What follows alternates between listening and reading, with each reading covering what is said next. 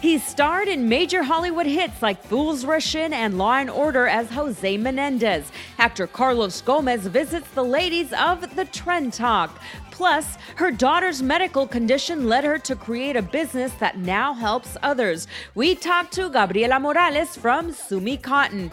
And Grammy winner Luis Enrique gets personal about his life. All that and more on the Trend Talk.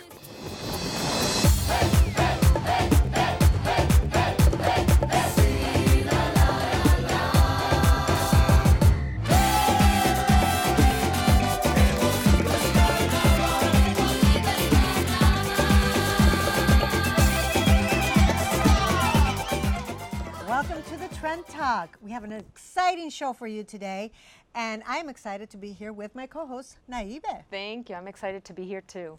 Well, you know, Naibe, the other day I was looking through Facebook, and I saw a post by Ada Rodriguez, who was our co-host for last season on the Trend Talk. I love her. She's an amazing comedian. Yes. Yeah. And she was not being funny. She was being serious with this post. It was about how Latinos don't support each other, but one of the sections of her rant, which is I'll Say It For You. I believe that's the name of her rants, which I love. Good job, Aida. Yes. And so one of the portion of her rant that I really zeroed in was this. Take a look. Hey, what's up, everybody? It's your girl, Ida Rodriguez, with my latest I'll Say It For You. And what is up with all the hatred on the darker skin and the black? I mean, I know what's up. Colonialism was the greatest mind of all time. But what I'm saying is, why do we continue to buy into this? Why do we not associate melanin with divinity and something special, as opposed to letting people convince us that we're less than because we're darker? Listen, all of us come from the motherland, whether you want to accept it or not. Yeah, and exactly what she's talking about, that colonized mentality is what drives a lot of people to want to appear or look like the dominant culture. Like, look at baseball great Sammy Sosa. Oh my goodness. He's unrecognizable, right? Yeah. I mean, he was a Dominican beautiful man before. Black guy. Right, he was a beautiful man before, and now it's like, it looks like has something going on wrong because he lightened his skin.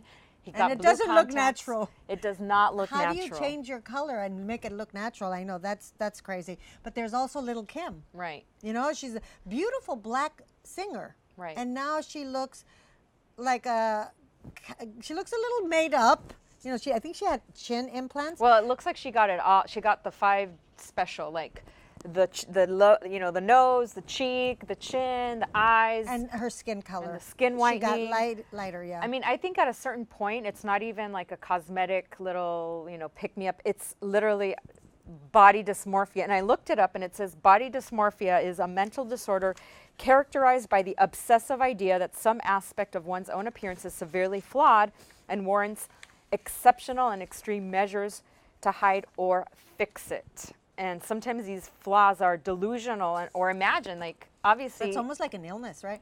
Yeah, it's kind of like, when you look at yourself and you think you're, quote, ugly or you have a big nose and you really don't.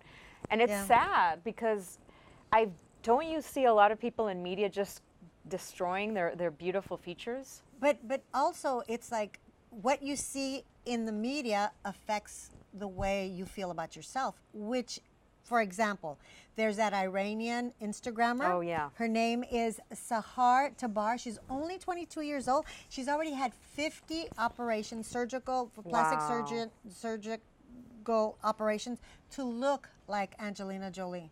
Wow, that's so you must sad. really, to admire someone like that and then go through the pain, because the surgeries are not easy to look like them. That's just crazy. Right.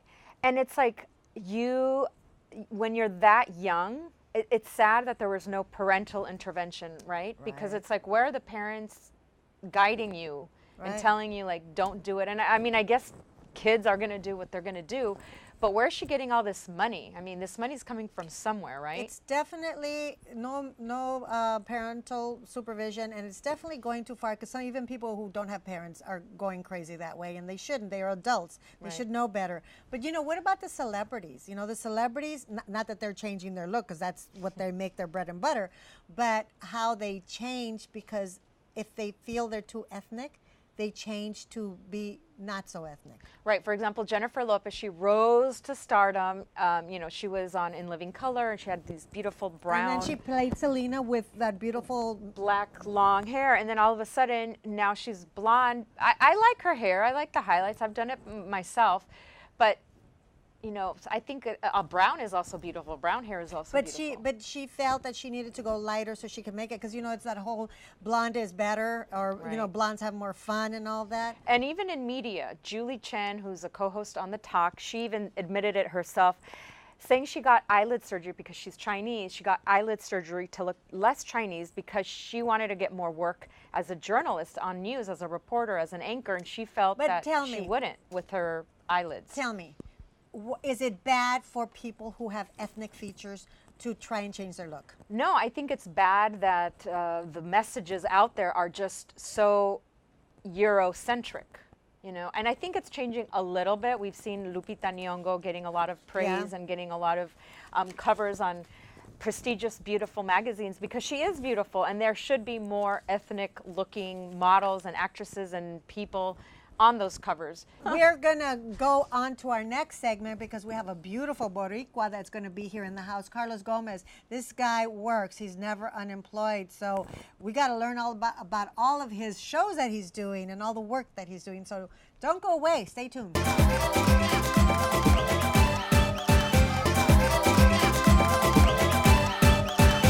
Pobre idiota, de este negocio no hay salida.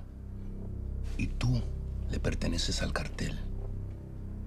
Y tú y tu familia no van a ir a ningún lado. Guys. I'm a little disappointed. Since you've been here, I've had a nightclub shooting downtown. I've fielded about 20 trespassing complaints in Little Havana. And a freaking car blew up. Hey, we didn't plant the car bomb. Listen, I spoke to your lieutenant in Atlanta, And he'd love it if you went home. Give me my last rites, buddy. you're not dying. I know. I'm a model of good health. But just in case. Only a priest can give the sacrament of last rites. Come on, altar boy. Can you just perform some prayer for the sick?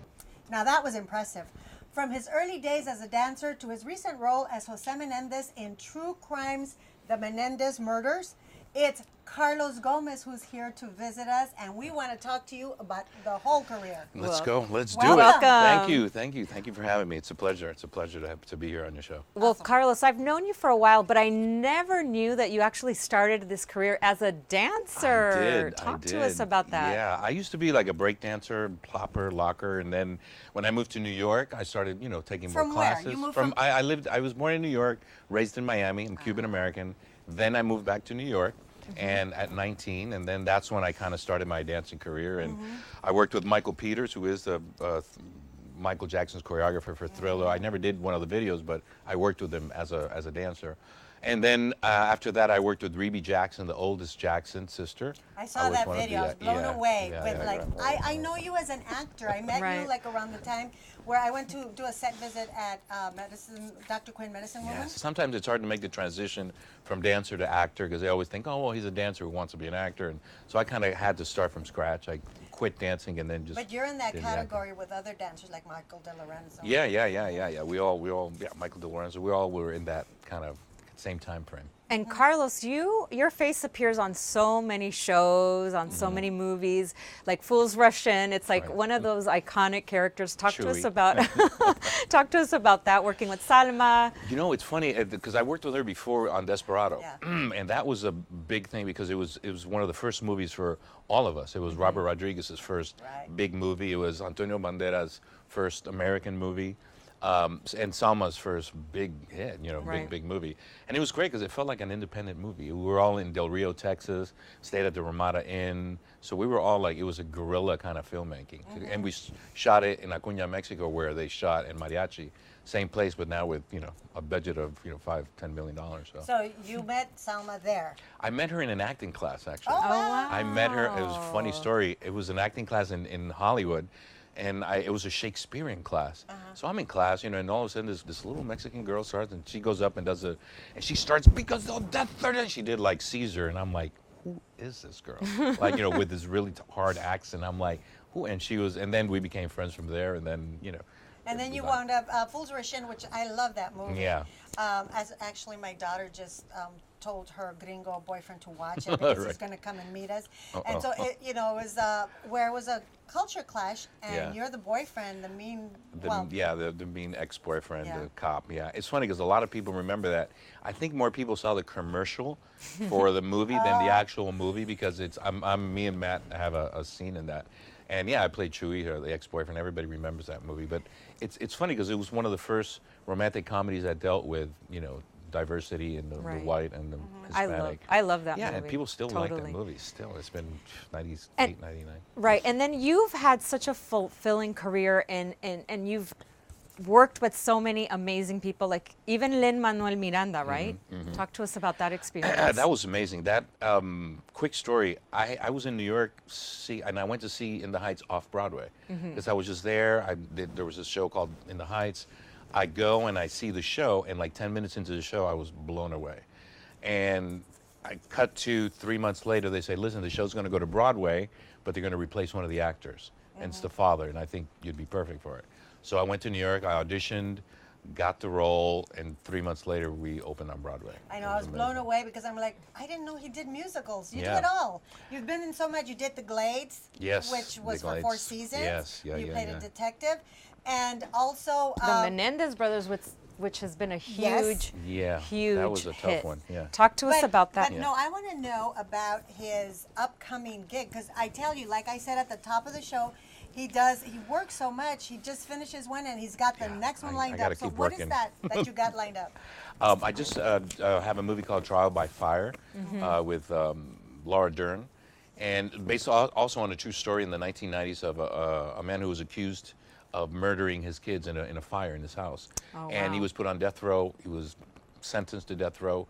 He was executed, and then later on, they find out that the evidence posited that maybe he wasn't. Well, speaking of evidence, we have to wrap up because they already gave us the mark. But I just want to ask you really quick.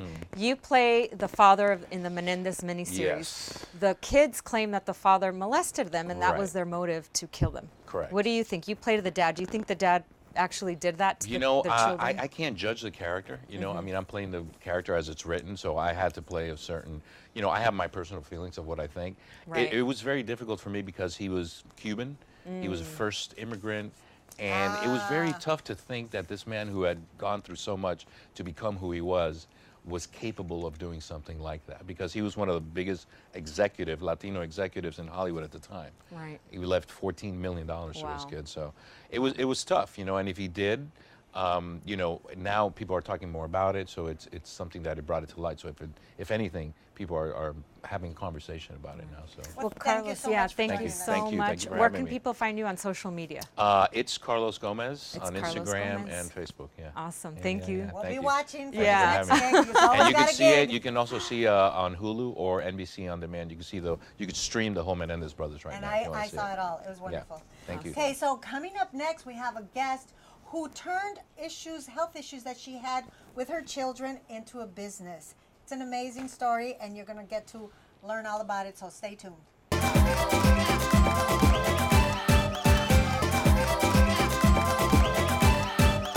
Welcome back to the Trend Talk, and I'm so excited for our next guest. She is the epitome of the modern woman.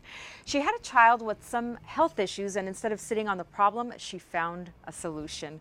Welcome to the Trend Talk, Gaby Morales from Sumy Cotton. You. Yeah, not only did you find a solution, but you're also helping other people, other kids with the same kind of health issues. That's amazing. So tell us, what was that illness, atopic dermatitis? Dermatitis. Yeah. What is that? Thank say you. it again. Dermatitis. No, the whole thing. Atopic dermatitis. Okay, what is that?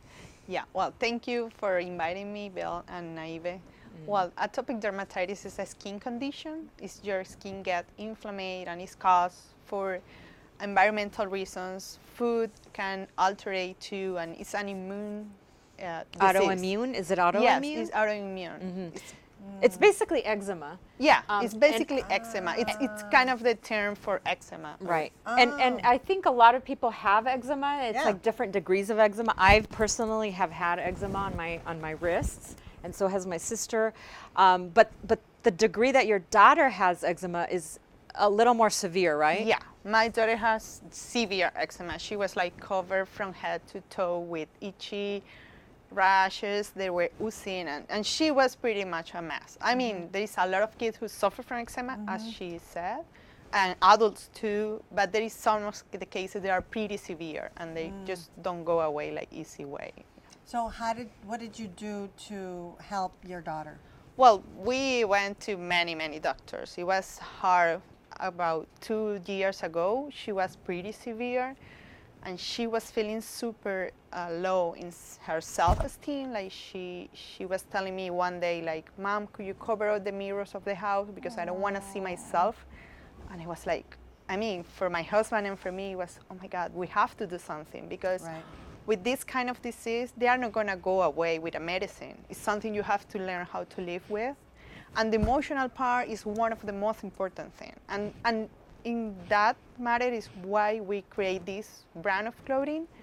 Like, we want her to feel like she was famous, and she was looking herself, like when we show her the project, like we show the characters that we developed for her, and we told Isabella, you're going to be famous. But what's important is that this material helps little kids that have eczema because of the way it's made, that you right? created. Yeah, actually, we create this business because we found this cotton. Like, I was looking every day, all night, about natural approach, because we were going through a lot of medicine things. And a friend told me, look, this cotton is from Peru, it's pretty soft, can we go to the store and maybe you can change her clothes? I know that's not a cure, but it's going to help her to feel more comfortable, and she's not going to be so itchy like other fabrics like polyester. So I went to the store and I saw this fabric and I touched it and I said, oh my God, this is amazing. It's super soft, and so I was like impressed of the fabric. But so you, out of that cotton, you made clothing? Yes.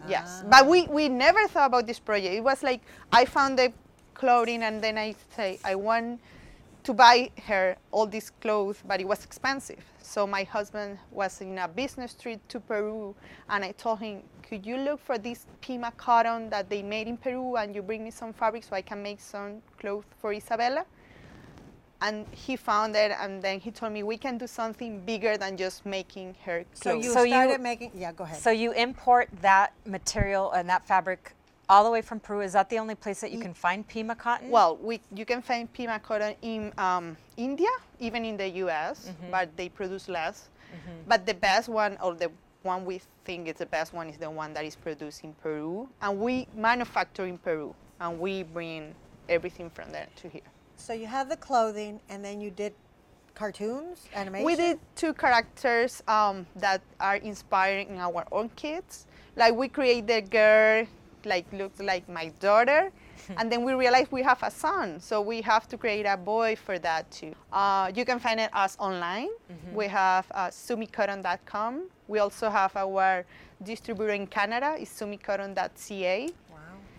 We are planning to go to stores pretty much soon with the skin. So there is relief for psoriasis.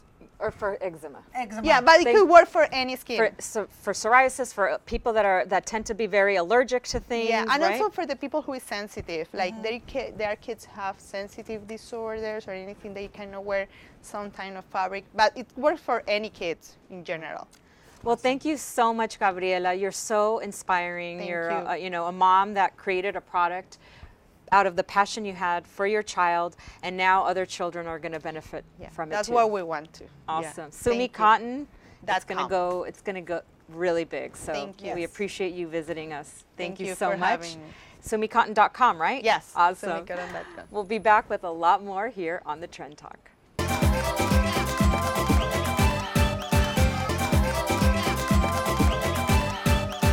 Welcome back. Our next guest is a Nicaraguan singer who is known the world over as El Príncipe de la Canción. That's right. Luis Enrique was not born with the silver spoon in his mouth. He actually came from a very, very tough childhood, and now he is one of the most famous singers around, and he shares it all with his book, Autobiography. Check it out. I am so honored to have Luis Enrique here as a guest on our show, The Trend Talk. Thank you so much for being here. Thank you. El Príncipe de la Salsa, the Prince of Salsa. And now you're not only, you know, a cantautor, a singer, but you're also a writer with this book, Right. Autobiography. Yeah, I decided to finally put my story on paper, you know. Right. I kind of shared through the years among my songs Right. little bits of my story. The way that people actually see somebody that have success in the music business or any success for that matter. Right. They see you as maybe as somebody that had a great life and Right.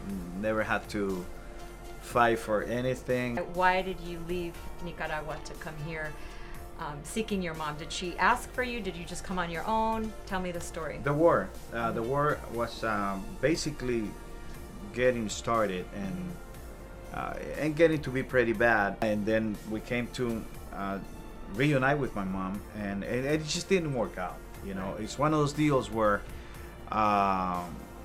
first of all, she didn't know us, and we didn't know her. Right. And it was a very difficult situation to be in, especially when you're a teenager. So you found yourself in this country seeking that love from your mom that you probably expected. It didn't happen. You were here as an undocumented. Right. And what other challenges did you face? We stayed with friends. You know, we started staying with his friends. So you were kind of... My brother was 14 and I was 16, and I was trying to take care of my brother at the same time. So some people could identify that as being homeless. You didn't have a home. Yeah. You were going from couch to couch or friend to friend. Yeah. You were undocumented. You didn't have the support of your mom. What changed your perspective on life to make you feel like, I'm not going to let that dictate my destiny? Because obviously you became a very successful, very healthy human. What happened? How did that click? You know, it's very hard for me to point out what was that moment or Right. anything that triggered at such a young age that kind of acceptance and responsibility Right. to take on life. I found myself saying, wow, I mean, I have nothing. I have nobody. I have no documents. I have no money. I have no place to go. I don't know what's going to happen, but I'm not going to give up. Just, that's all I can say. Grit. I think Yeah. what you described is a lot of the immigrant mentality, I feel like, is like Yeah. that.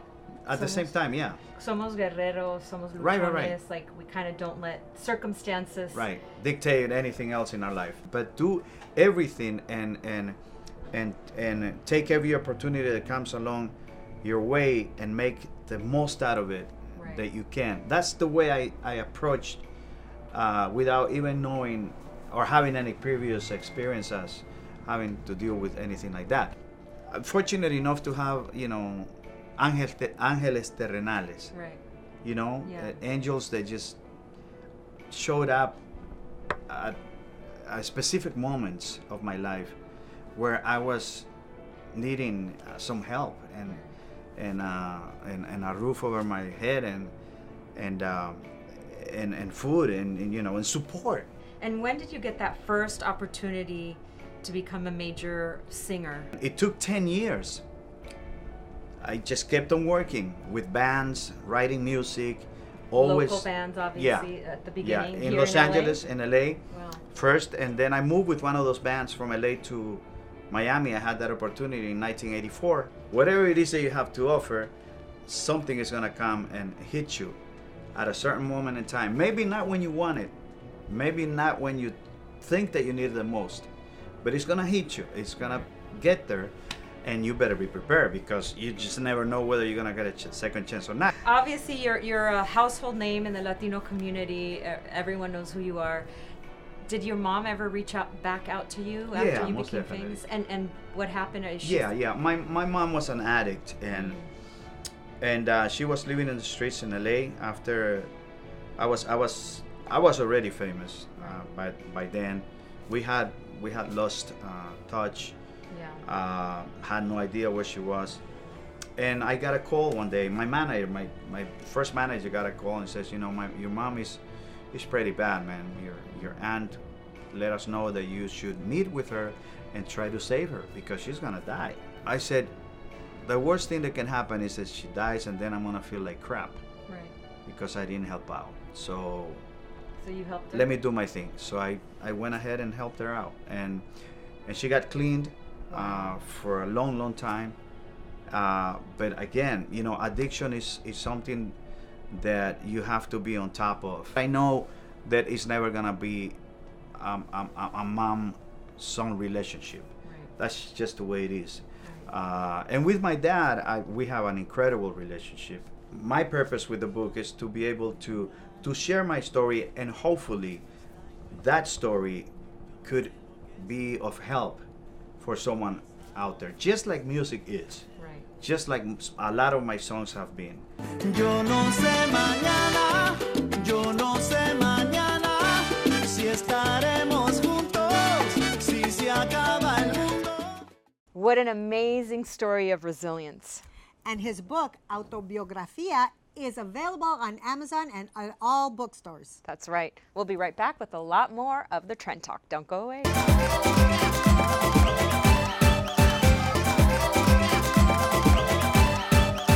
We're back, and today's Trendsetter Trend Talk shout out goes to wellness expert Candy Calderon. And we want to thank our guests, Carlos Gomez, Gabriela Morales, and Luis Enrique for coming on to the Trend Talk. That's right, because you can always find us on social media, on Facebook, on Twitter, on Instagram, on the Trend Talk Show, because if it's trending, we're talking. Hey, hey, hey.